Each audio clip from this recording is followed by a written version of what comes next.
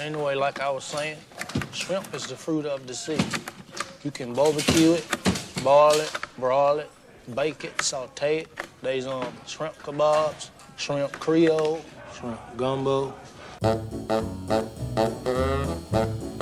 Beans and cornbread, beans and cornbread, beans and cornbread. Beans and cornbread had a fight. Beans knocked cornbread out of sight. Cornbread said, now that's all right. Meet me on the corner tomorrow night. Oh, hello, Roanoke. Welcome to T-Bone's Best of Roanoke show, where we go after the best people, places, and things to do in our fair city. Big thanks to our studio band and my special guest host, Mr. G. Woo! Now, on with the show. G. Here we are at Jimmy V's. How are you today? Fired up, brother. Ready to go? Sounds like you are, too. I am. Why is it, G? Why is it when we do these interviews, we always seem to end up at a restaurant? Because we're hungry, I guess. Well, that's possible. It's also possible we don't like to cook. Yeah. You ever thought of that? I just don't have time to cook. You don't have time. But if you did have time, what's your go-to recipe, G? Without question, my go-to recipe would have to be a broccoli chicken casserole. Ooh. Yeah, I love that dish. What about your family? Do they care about it, or they get, Well, my family's specialty has always been like Granny's baked beans were always big. Granny's baked beans? Yeah. Well, is that like a name brand, or? Well, it's just Granny's special recipe. I see. Well, when it comes time for our family to eat, I don't do much of the cooking. The recipes that they gave me to take care of were typically ice cubes. Oh, yeah. And ice cubes are good. Ice cubes are good. That's my responsibility. And I memorized that recipe. And there's another one I memorized recently. It's called a red eye, and that's where you mix tomato juice and beer. Yeah. You ever heard of a red eye? I've had that before, too. Yeah, it's pretty technical.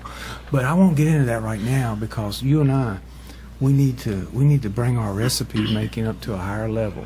Yes, we do. We do. And that's why I brought in what I consider the best and my favorite cook in the Roanoke Valley and beyond. Okay, is Christine coming through the door? You better hope so. Au contraire, mon frere. We have with us here at Jimmy V's Ashley Bradley, the queen of sweet cuisine. And Ashley, good morning and welcome. Good morning. Thank you all. It's so nice for you to come here and help us. G and I need help. Well, I was thinking you all did until G here took over a couple of the recipes I was going to talk about today. Oh, well, I'm sorry about that. I had no idea. Well, I guess he did his research, didn't he, Ash? He must have. He's brushed up on it. Yeah, I'm doing my homework now. That's right. Well, let's start with the theory that, not everybody's born to be a great cook, right? Would you accept that? I would definitely accept that. I think you can maybe teach a bad cook to be an average cook. So let's start with that. Okay. So we're here today, hopefully, to learn a few recipes from you and, see if, we can take these home and impress our families. That sounds good. Okay. All right. Very good. But before we do that, let's take a little trip back in the old hot tub time machine. All right. Everybody has a beginning. Where did you come from? Where are you from? Well, I always enjoyed cooking just as a little girl with my mom in the kitchen growing up. It's just something that I can remember being 4 and 5 years old, and I had a little stool in the kitchen. It was a nursery rhyme stool, and I would step up on that stool and she would let me help her with whatever she was either baking or cooking. And you always got to lick the mixer out of off the mixer bowl there too whenever she made a cake. So that was an extra treat. Now, what kind of cake did she make that you really liked? She made a lot of cakes. She made chocolate chip pound cakes. I don't know if you guys have heard of those before, but they're delicious. Never heard of that one before. Yes, yes, great. Delicious. Do they have chocolate chips in them? Believe it or not, it did. It did. But growing up, she would do the mandarin orange cakes, pineapple upside down, German chocolate. She's done a whole lot of baking. I've got one for you. Tomato soup cake. Ever She's heard of that? never done tomato soup you cake. heard of it? I've never heard of it. Yeah, Is that such a thing? It is such a thing. Wow. Yeah, my mother-in-law would make a tomato soup cake. Soup? And tomato soup with Campbell's tomato soup. Did you eat it? Used to love it when I first got married. Wow. But she quit making it, so I'm not sure what happened. Guess ate too much of it. Worked her to death, I reckon. I guess you did. You must have. Well, Ash, so Yes. when you were doing this, did you German chocolate cakes? This brings some memories of my childhood. My mom used to make German chocolate cakes. Do you remember those? You ever heard of those? I do, and I've made a couple in my time, but now those are some pretty intense cakes to make. I mean, a lot goes into it, lots of different layers and different steps into making a German chocolate cake. What about a strudel? You ever heard of those? I've heard of them, but I've never made them. Are we going German today? Is this like focused on German-style cooking today? The only strudels I know are toaster strudels. Well, let's go back to your childhood there with your mama in the kitchen. Now, was she your biggest influence on you? She was. She absolutely was. You know, a lot of her grandmother, which was her mom's mom, did a lot of cooking and gardening all the way up until she was in her mid-80s. When she passed, she would still go out in that garden to get vegetables, and she still did everything from scratch, made the green beans with the lard and butter, bacon, all the real stuff. So that's where her love came from, for like cooking, quilting, all that type thing. And then at least the cooking part carried over to me. I see. So. Okay. And then I imagine as a youngster, you probably went through a few Easy Bake Ovens. Oh, absolutely. Absolutely. I loved my Easy Bake Oven. Now, today, I mean, how did you heat things up in there, Ash? Was there like a light bulb in there? And you had to use a good imagination to get things going in your Easy Bake Oven. Well, what'd you cook? Like Pop-Tarts or what? Well, Pop-Tarts, toaster strudels, chocolate chip cookies. That was on point. That's Good right. job. Toaster That's strudels, right. Tim, is what she cooked. That was the key. Yeah. You know, this is, I'm gonna stray here a little bit. Yeah. We were interviewing the Toy Hall of Fame up in Rochester, New York last week. And every year they induct like 2 or 3 different toys into the Hall of Fame. And guess what made it? Easy Bake Oven. Easy Bake Oven. Wow. Isn't that something? It is. It is. Well, enough of that. Back to Hey, you. back to All right. So yeah, let's dig into see how your recipe for chicken broccoli casserole compares to mine. Well, and I'll tell you all, chicken broccoli casserole is something I've toyed with. I think, you know, some recipes you can use rice, you can leave the rice out, different things. But the one I wanted to start with today is just a very basic, easy recipe that I think most cooks, even if you're a first-time cook, could pull this together easily on a weeknight after work or even on a weekend. And it's something that always reminds me of just a comfort food, because it's something I've known since being a little girl. My mom has always made a chicken broccoli casserole. Chicken broccoli casserole. Okay, we're open. All right, all right. We're ready to learn. So just to go through the ingredients with you guys, of course, chicken and broccoli, you got to have those. If you want a shortcut for the chicken, though, I'll tell you all, buying a rotisserie chicken and just pulling your meat out makes for a wonderful, easy, quick way to avoid taking the steps of cooking the chicken. Let's do Yes, that. I agree. Okay, so that's definitely something, and you can use frozen broccoli. I prefer to buy fresh broccoli. You know, cook that for 2 or 3 minutes, and then along with that, you want to add a Campbell's cream of chicken soup. Oh, Campbell's. Campbell's. That is my preference in using cream of chicken soup. You can buy the healthy request, the low sodium. Does if you're the trying soup to make watch. a difference, though? I think it does. It really adds some extra creaminess and good flavor to that casserole. And again, I mentioned just a couple of minutes ago that I've tweaked this recipe and played with it a little bit. I've done it to where I've used just your chicken broth, but to me that's not as good. It's not as rich. It's not as creamy. So after that, I also add about a half a cup of mayonnaise.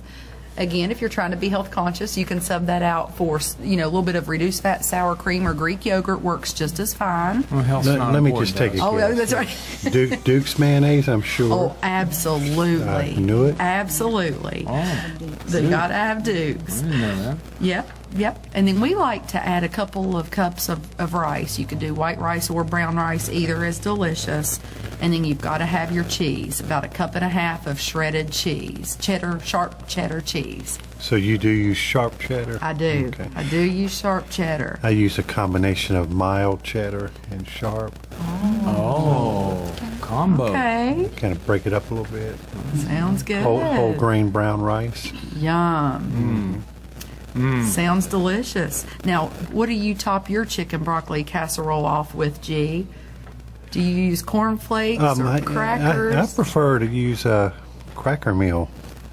Captain Crunch. Wow. Well, I'll tell you all, Ritz crackers with melted butter is the best topping for a chicken broccoli casserole. Because I have to admit, I haven't heard of what you were just talking about going on top of a casserole. Well, you know, after you get a little more experience under your belt, you'll come around to that cracker meal. Okay, that sounds great.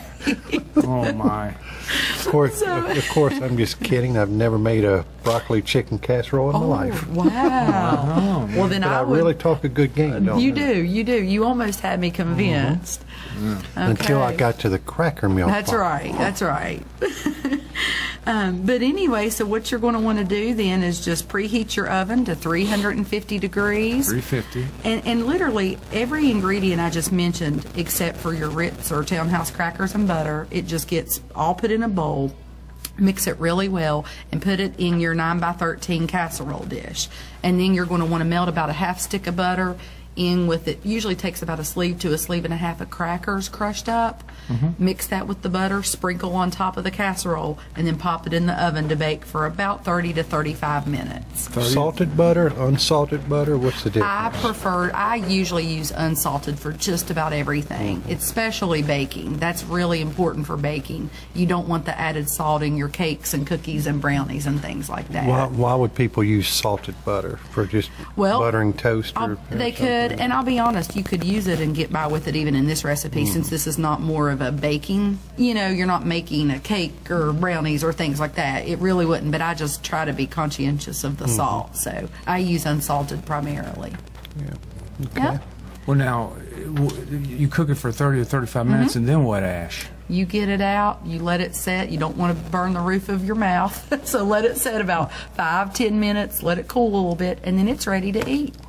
Well, now, speaking from one cooking, well, let's just say it, cooking expert to another. That's right. Are there ways to enhance the flavor of this dish? Like, could I throw in a shot of brandy or something to the recipe every now and then? You know, for this dish, I would leave the brandy out. I don't think it would enhance it in the way you would want it to.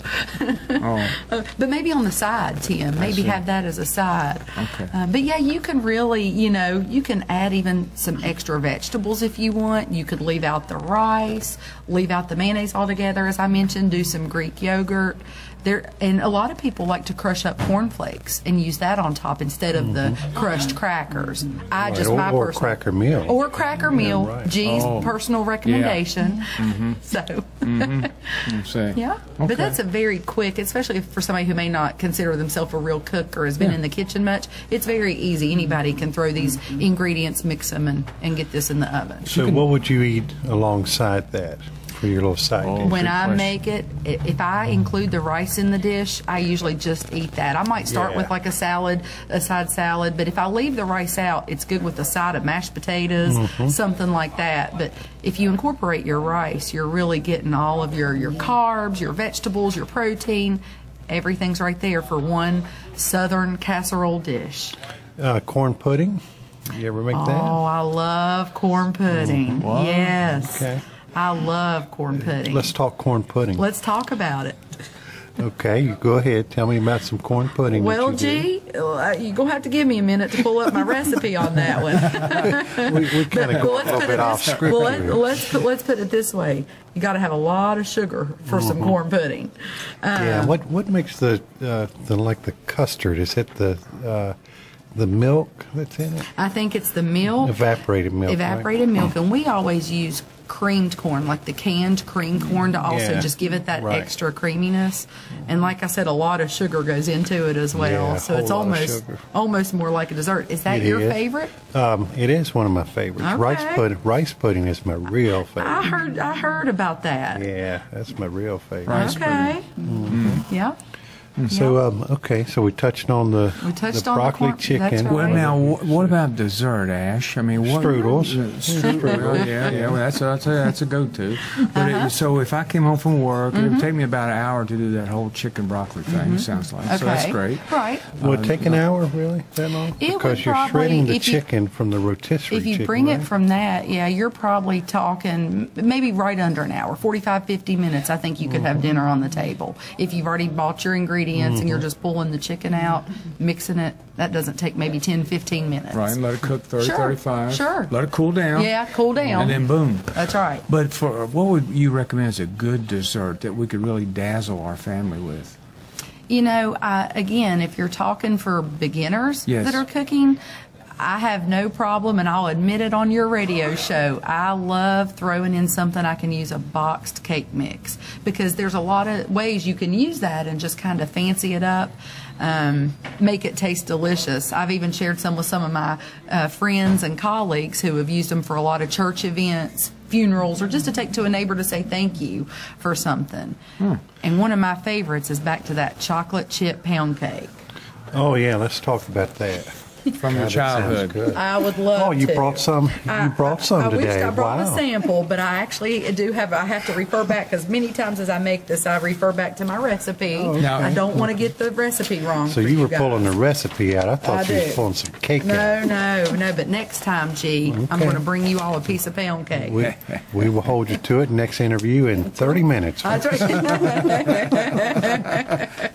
Hey, Ash, is there a particular type of cake mix that you use Yes. or recommend? I love Duncan Hines. Oh. Duncan Hines is my favorite box mix to use. Okay. Can't really explain it. I just prefer that one. Okay. Yeah. I think most bakers do prefer that. Yeah. Yeah. So shall we get into Hit the it. chocolate chip Let's pound do it. cake?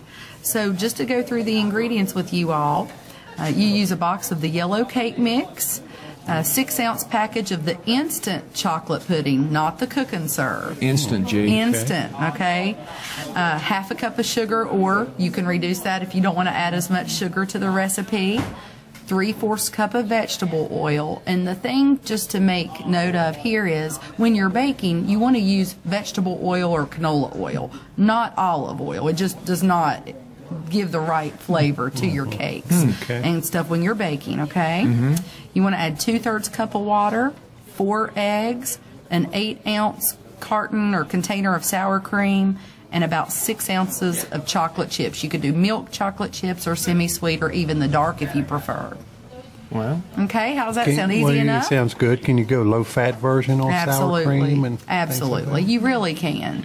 How about artificial sweeteners? Can you do that? Or a seasoned baker probably wouldn't dare do that? They probably wouldn't, but then again, I know you really have to just figure out if that's going to help meet the needs of who you're baking for. If you are cooking for someone diabetic or that's trying to be conscientious of that, you certainly can. Okay. And then there's other recipes. You just asked about the low fat that I would say don't dare go low fat. Like Yeah. one example would be if you're looking to make a chocolate pie, I always use whole fat milk. And normally I never keep whole fat Right. milk in the house. But your pies just turn out better when you've got that full fat milk in there. What's the difference in whole milk and condensed milk for recipes? Could you change those or use Yeah, one or I the think other? you could. I think, too, though, it would go back to depending on the recipe you're using. But, like, for this one, it would be fine to cut back and kind of fill in, kind of interchange some things. Okay. Okay?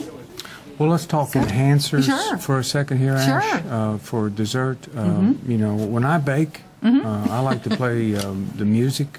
I think Right. it makes the food taste better. I agree. You agree, don't I you? agree. And for something like this, would you think that maybe, I'd like to play Volume 11, MC Hammer's Greatest Hits. Yes. You think that would enhance this recipe? I do. And I would actually recommend the song Can't Touch This. Can't touch this. I don't know if I've ever heard that one. Have you, G? Can you sing some of Oh, it? I'd rather not right now, but that might be your next show.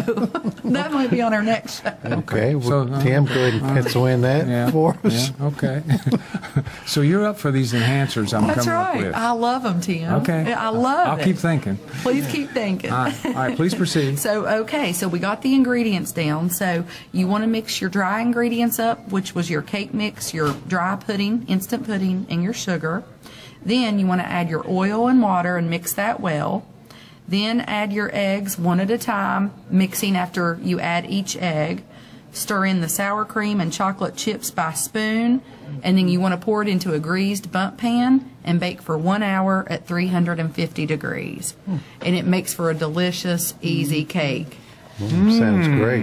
Yes. And maybe if you all are lucky enough, you'll get a slice next interview. We're sure hoping so. That's right. Cue it up for half an hour, That's as I right. mentioned earlier. Well, Ash, Yes. those sounds very good, and I think those are things that everybody in this room That's and right. everybody in Radio Land and those 3 people on the World Wide Web that follow our show, they can learn from and do at home. But what are some of your recipes that you like? What do you like to eat and cook for yourself? Oh, goodness. I am not a picky eater. I can honestly say I love to eat just as much as I love to cook. So, something we've talked about before, Tim, if you remember back in our Salem VA days. That's right. Are those baked beans Baked beans. that you had that, remember, kind of our staple. Oh, okay. If I remember right, did you get that recipe from TV's Pioneer Woman or Well, no? I'll tell you, no, this recipe has been in my family for quite some time. And the funny story that I can share with you all about it is the recipe was never supposed to be leaked out, but it ended up in my hometown church cookbook. So it's like Colonel Sanders' secret recipe. That's right. You got that right. And what a circuitous route it's taken, Tim, to That's right right. now. Right now. Right now. And That's everyone right. will be in on the surprise. We can't right. tell Granny we know. We can't tell her we know, but I will tell you all what happened. My grandmother was a hairdresser for a long, long time, close to 40 years, maybe more than that.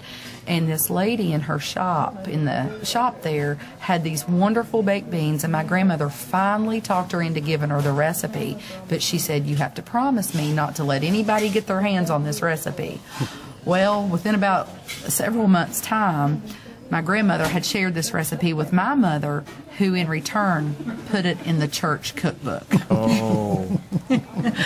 So that's kind of the back history there of the baked beans. Hey, well, let me ask you a question. Please do, G. What kind of bean is a baked bean? Now, a baked bean or a pork and bean? Or a butter bean. Or a butter, see? What is a pork and bean? We know the pork, but what is that little bean? Well, I tell you, all I know is, G, I know you love getting me stumbling on my words here. But I would recommend... You didn't do your homework. I didn't, but I will tell you the best brand of pork and beans is Van Camp's. Is that debatable? No, it's not. Okay. No, it's not. I wonder if that bean would it be a navy bean, you think? I don't know, G. I'm going to have to really brush up on my bean research. You'll have to come back with us on That's that. right. A beanie baby? Needless to say, I didn't do my homework last interview, did I? That's right. You didn't. So, take 2 today, Tim. Now this. Know a good topic or person for the show? Contact us on email or Instagram at T-Bone's Best of Roanoke Show. Now, back to the show!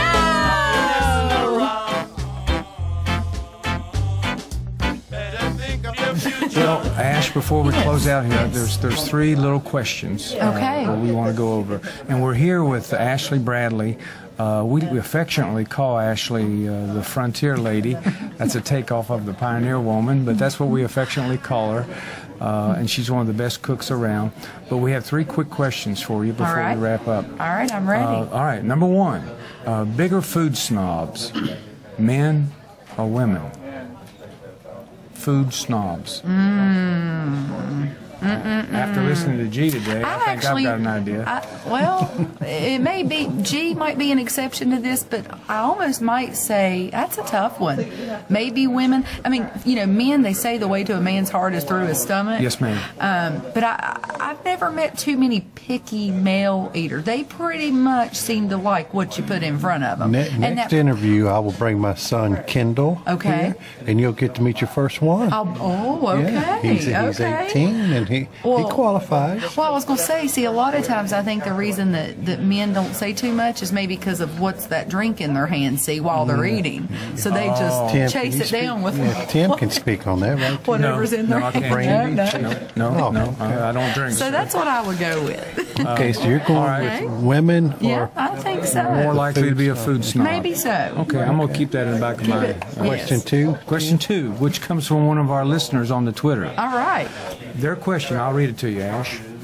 Dear Ash, I like to eat onions, but they make me cry.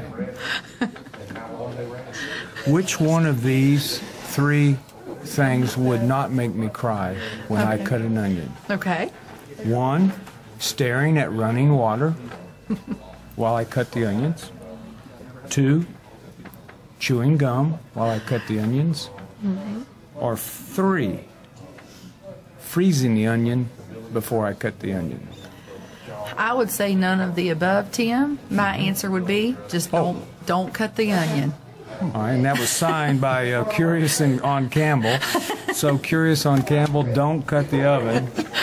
Or the onion. I mean the onion, and no more tears. That's right. Good one, Tim. Okay, very good. And then the last question. Is this from another Twitter? No, this is different. Okay, this is from one of your Facebook fans. Yeah, and the last question, Nash, is let's do a little role play here, a fantasy, I guess. Okay, let's right. pretend that somehow the Dallas Cowboys won the Super Bowl. Okay. I mean, it's just That's pure a long shot, It's Tim. pure fantasy. That's a long shot. Right. Pure fantasy.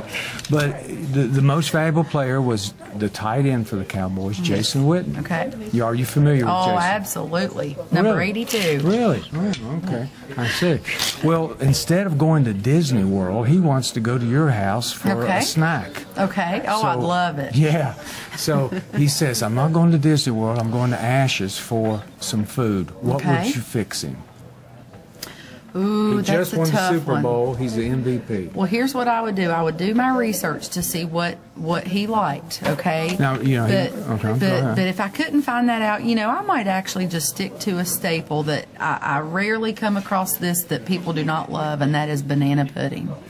Oh. I may make him a big old bowl of banana pudding. Cook and serve? Do you make it with cook and serve? You or know, instant? I've done it 2 ways. I do it with the instant vanilla pudding or make the custard from scratch. For him, wow. I would do the pudding from scratch. Must And that be a is big that is fan what of I would his. serve. I would hope he would like it and didn't have an allergy to bananas, or we'd be in trouble. Yes, we would. Well, Tim and I could take care of that banana pudding That's for right. you. That's right. So banana pudding, that was my dad's favorite. Yes. He would use cook and serve pudding, and he would slice his bananas long ways for some reason. Oh, okay. And like put them around the side, but I like them when they're like cut Yeah, me circles. too. You know. Yes, yes.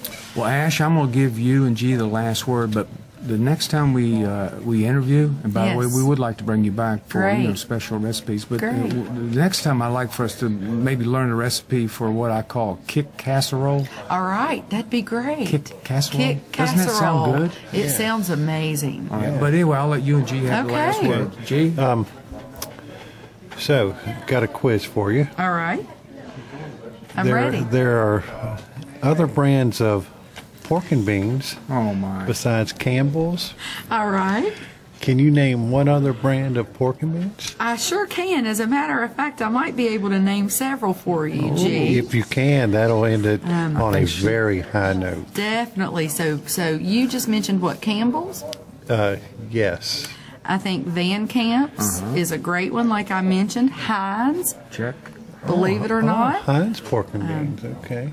Bush's may make some, I'm not sure. And Phillips. Phillips, great job. Didn't I do good? You did I did my homework. Well, so excellent job. So we'll close this up and anxiously await another 15 minutes for the second interview. All right. You've got the cake in the car. That's right. We'll be ready to eat, and thank you all for having me. Absolutely. Thank you, Ash. You're We'll talk to you welcome. soon. We'll All have you right. back real soon. Thank you. Bye-bye. Bye-bye.